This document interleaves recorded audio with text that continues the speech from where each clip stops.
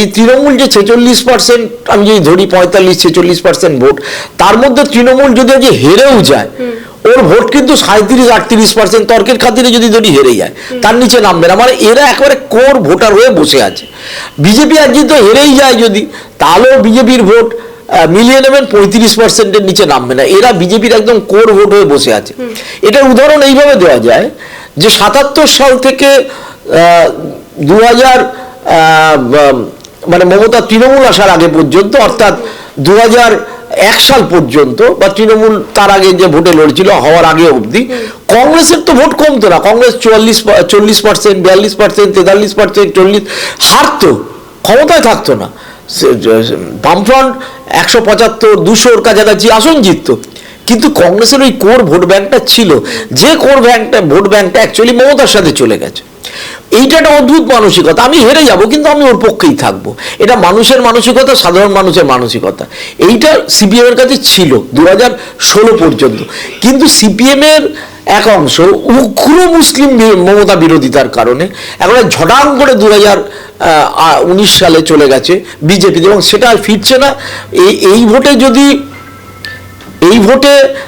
যদি তৃণমূল যেতেও, তাহলেও কিন্তু বিজেপির এই কোর ভোটটা থেকে যাবে। সিপিএমকে এটাকে আনতে গেলে সিপিএম এর যে স্ট্র্যাটেজিতে চলতে হবে, আবার আমি জানি না সিপিএম সেই স্ট্র্যাটেজি কতটা চিন্তা করবে।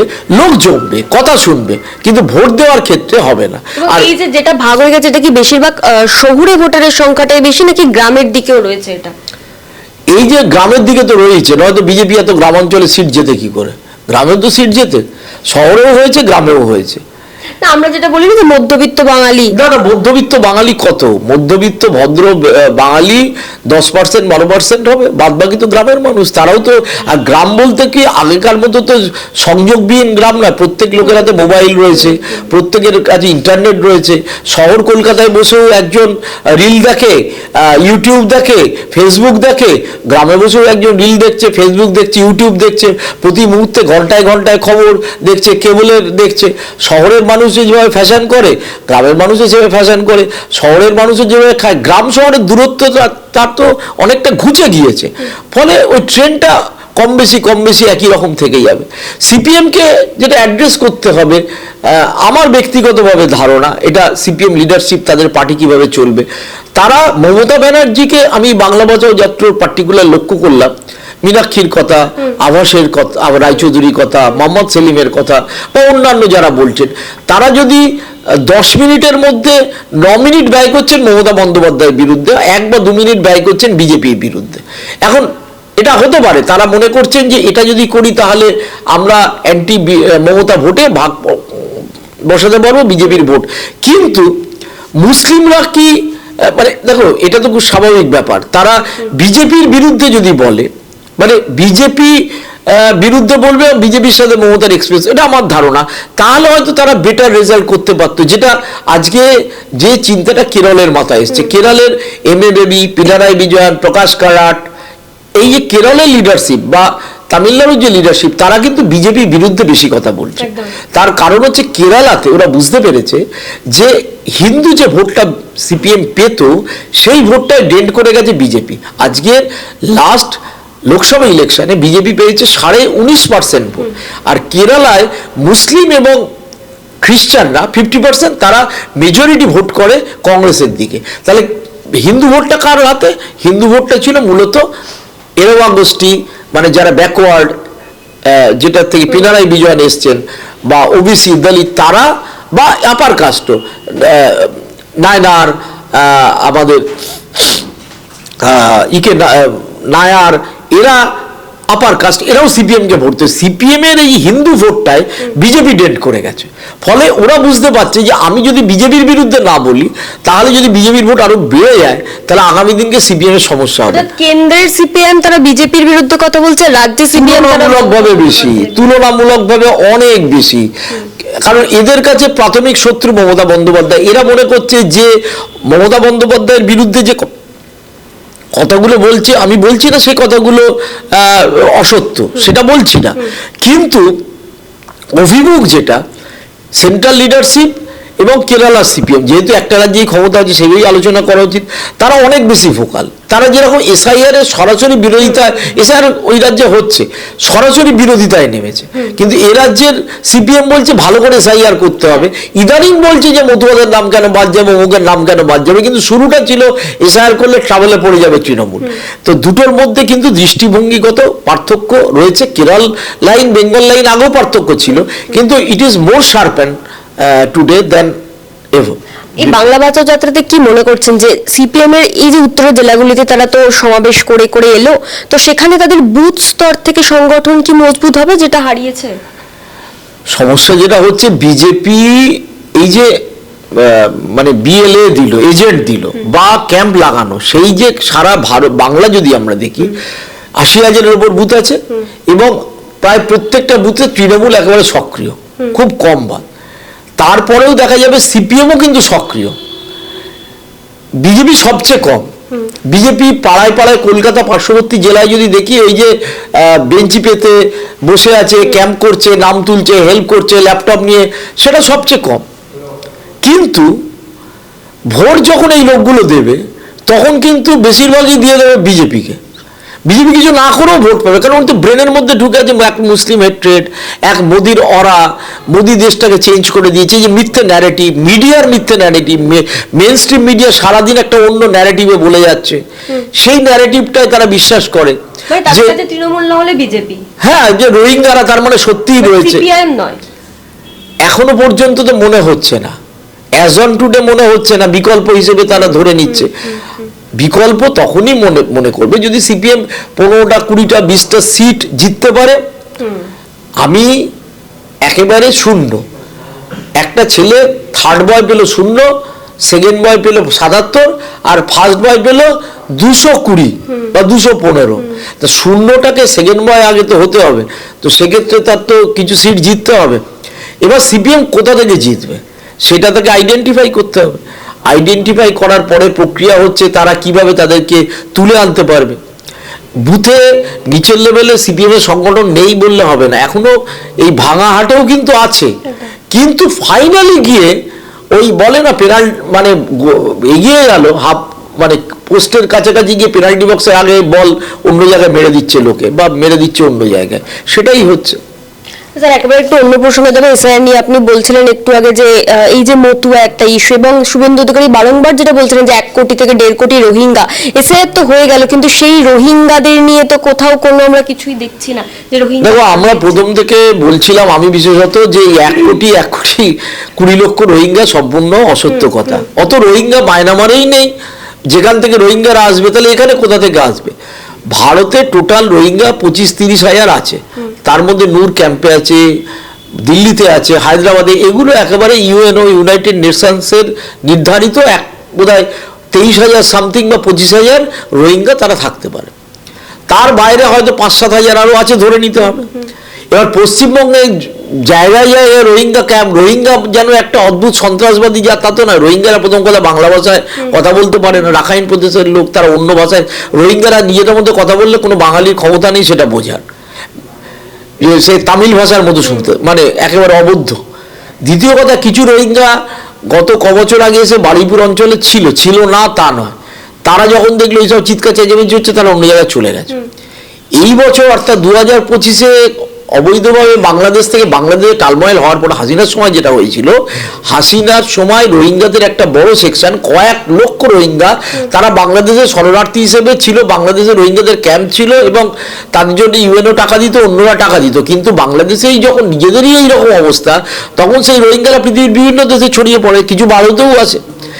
এবার ভারতে যারা বেআইনিভাবে এসছে, সেই রকম কিছু রোহিঙ্গা হয়তো বর্ডারে ধরা পড়েছে, আর কিছু রোহিঙ্গা কিন্তু উত্তর 24 পরগনার ট্রেনে করে বা রাস্তার মানে স্থলপথে আসছিল, তারা অ্যারেস্ট হয় প্রায় 60-65 জন, তারা দমদম সেন্ট্রাল জেলে আছে। প্রথম থেকেই আমি বলছিলাম যে এটা একটা মিথ্যে ন্যারেটিভ তৈরি করছে, এমনকি বাংলাদেশেও পাওয়া যায়নি, মানে এটা তো খুব স্পষ্ট।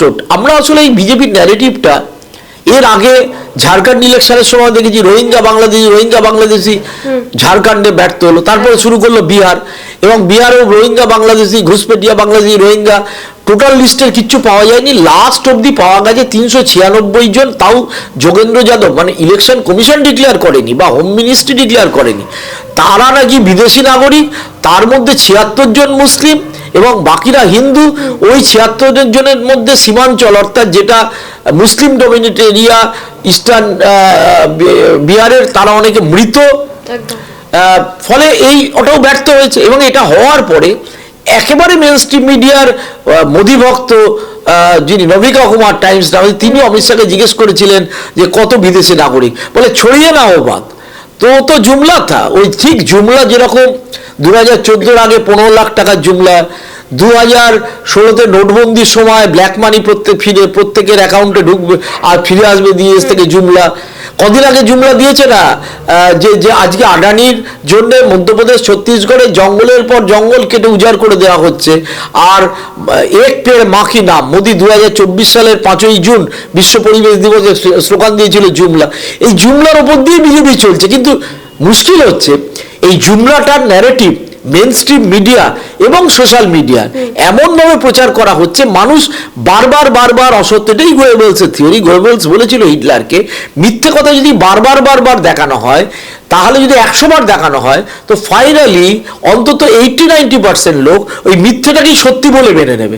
বিজেপি সেই কাজই করছে। এখানে তো আরো একটা মিথ্যেও তাহলে বলতে হয়, যেখানে ওরা বিজেপি বারংবার বলছিল যে কোনো হিন্দু শরণার্থী বা মতুয়া রাজবংশী তাদের নাম বাদ যাবে না, কিন্তু অসংখ্য মতুয়ার নাম আজকে কি হচ্ছে, বাস্তব পরিণতি তো হয়নি। আইনটা তো শুধু মতুয়া থেকে হয় না। শ্রমিক ভট্টাচার্য জুড়ে গেলেন অমিত শাহকে বলতে, কালকে প্রাইম মিনিস্টার আসছে, প্রাইম মিনিস্টার কি বলবে তার নেই ঠিক, ও একটা আশ্বাস দেবে। কিন্তু এই বিগত 6-7 বছরে 15-20 হাজার মতুয়া 1015 অ্যাপ্লাই করেছিল, তাদের মধ্যে 100 জন বা 150 জন এ পর্যন্ত পেয়েছে, 2 মাস আগে পেয়েছিল 11, এই 1 মাসের মধ্যে আরো সংখ্যাটা শখানেক হয়তো হয়েছে, শোনা যাচ্ছে, সুনির্দিষ্ট নয়। কি করে এই 25-30 হাজার লোককে করবে? বলছে স্পেশাল ক্যাম্প করে করা হবে, সেটা কি সম্ভব? অসম্ভব ব্যাপার। এবং এই ক্যাম্পের বিষয় বলি, ওই ঠাকুরনগরের একেবারে ঠাকুরবাড়ির পাশেই মতুয়া কার্ড দেওয়া হচ্ছে, এবং ওইখানকার মানুষ, গরিব মানুষ, তাদেরকে বোঝানো হচ্ছে এই মতুয়া কার্ড নাকি সিএ এর একটা ফার্স্ট স্টেপ। এটার কোনো ভ্যালিডিটি নেই মতুয়া কার্ড। প্রথম কথা, মতুয়ার যে ঠাকুরনগরের যে বাড়ি, ওই বাড়িটা একটা সুবিধাবাদী বাড়ি টাইপের। ওই বাড়ির একজন এমপি তৃণমূলের, একজন এমএলএ তৃণমূলের, একজন এমপি বিজেপির, একজন এমএলএ বিজেপির। ওই বাড়ির এই মতুয়াদের আন্দোলন নিয়ে, নাগরিকত্ব নিয়ে কোনো কিচ্ছু নেই। পিয়ার ঠাকুর কি করেছেন সেটা আলাদা প্রসঙ্গ, কিন্তু তার পরবর্তীকালে এই আজকে যারা সুবিধাভোগী, মমতাবালা ঠাকুর, তার মেয়ে, ওদিকে সুব্রত ঠাকুর, শান্তনু ঠাকুর, তাদের মতুয়াদের তুলে আনা বা তাদের নাগরিকত্বের ব্যাপারে তারা কতটা সচেতন, কি করেছে, যদি তাদেরকে বলা হয় হোয়াইট পেপার বার করো, আমার মনে হয় সেই পেপারটা পুরো হোয়াইটই থেকে যাবে, কিছুই বলতে পারবে না। এই তাহলে গরিব মানুষের থেকে 200-100 টাকা কিংবা তার বেশি টাকা নেওয়া। আরে গরিব মানুষকে তো ভুল বোঝানো সবচেয়ে সহজ। গরিব মানুষের অ্যাকাউন্টে বিজেপি বলেছিল 15 লক্ষ টাকা চলে আসবে। আবার গরিব মানুষকে সব দলই ভুল বোঝায়, তৃণমূলও অনেক ক্ষেত্রে গরিব মানুষের ব্যাপারে নানা রকম বোঝায়। এখন গরিব মানুষের ব্যাপারটা তারা কি করবে? মানুষ পাগলের মতো দৌড়াচ্ছে, যদি আমার নাম কাটা চলে যায়, যদি বাংলাদেশে পাঠিয়ে দেয়, এই ভয়ে তারা গিয়ে ওইখানে অ্যাপ্লাই করেছে। এলাকার মানুষ বলছে এখানে নাকি মুসলিমরাও আসে মতুয়া কার্ড বানাতে, মানে আদতে বিজেপি ওপরের তলায় যেটা বলছে যে হিন্দু মুসলিমরা কি করে হবে? তাকে তো প্রথম কথা ওই কার্ড করতে গেলে, সিএ তে অ্যাপ্লাই করতে গেলে, তাকে ধর্মীয় কারণে উৎপীড়িত হয়ে বিদেশ থেকে চলে এসছে, তার ডকুমেন্ট জোগাড় করতে হবে, তাকে ডিক্লেয়ার করতে হবে তার ডকুমেন্ট দিয়ে যে আমি বাংলাদেশের নাগরিক ছিলাম। এটা অ্যাপ্লিকেশনটা অত সুবিধের নয়, আধার কার্ড দিয়ে হয়ে যাচ্ছে। তো তাদেরকে সিএ দিয়ে থোড়ি হয়েছে ভারতের।